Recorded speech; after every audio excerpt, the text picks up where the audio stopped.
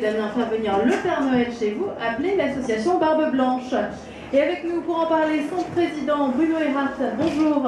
Bonjour. Vous êtes donc le président de l'association Barbe Blanche. Depuis plusieurs années, vous proposez ce service, faire venir le Père Noël à domicile pour émerveiller les enfants.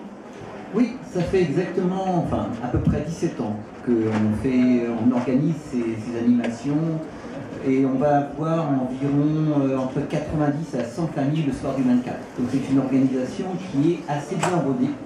On est une dizaine de Père Noël, chaque Père Noël a un chauffeur, on fait des prévisites, c'est-à-dire qu'on va voir les familles, on discute avec les parents pour savoir quoi dire aux chères petites têtes du monde, et aussi faire une animation, on essaie de dire des choses aussi aux autres membres de la famille, pas seulement aux petits.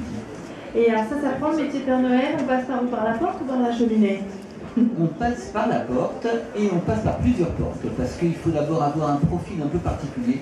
C'est-à-dire que ce sont des gens qui ont envie d'abord de faire plaisir ce soir-là et de rencontrer plusieurs familles et d'être dans le rôle du Père Noël. C'est vraiment, ce sont des gens qui sont dans une dynamique particulière. Hein. Et il ne faut pas se tromper dans les prénoms, je suppose. Ça, c'est pas tellement la problématique. La problématique, c'est pas être vraiment acteur, mais c'est plutôt être dans une logique de donner du plaisir aux familles et être proche des gens et vouloir leur apporter quelque chose. Et ça s'apprend pas. On l'a ou on l'a pas. Alors vous intervenez notamment avec des familles qui ont des enfants. Est-ce que des adultes, des réveillons entre adultes vous appellent aussi? Est-ce que c'est déjà arrivé? C'est marginal, mais ça arrive. On a eu à 2 reprises des animations, quelquefois en anglais et en allemand, avec des gens qui n'avaient pas du tout d'enfants, ni de petits ni de grands, mais qui voulaient simplement que le Père Noël dise des choses particulières aux uns et aux autres, et ça a été un moment assez merveilleux pour tout le monde, parce que on a été dans une... les gens étaient complètement bluffés par rapport à cette animation, le rôle qu'on était capable de tenir, et c'était un des plus beaux souvenirs. Je crois qu'Anne-Sophie a lancé un message subliminal en fait.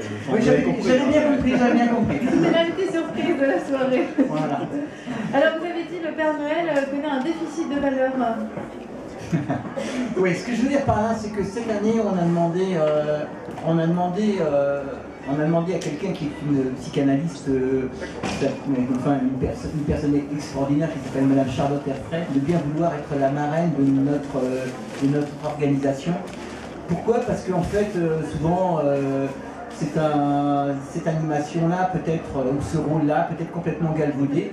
Et nous, on a vraiment envie d'apporter un message, d'être à l'écoute de ce que les gens peuvent nous dire et d'être là aussi pour pouvoir leur apporter autre chose que ce qu'ils nous demandent. D'accord, il est beau de croire au Père Noël. Oui, c'est un message d'espoir. Alors rappelez-moi les tarifs et puis est-ce qu'on peut encore profiter de vos services pour le 24 décembre? Voilà, notre association s'appelle Barbe Blanche. Effectivement, il nous reste encore quelques places, mais vraiment, il va nous rester une dizaine de places. C'est un tarif qui est un tarif tout à fait très...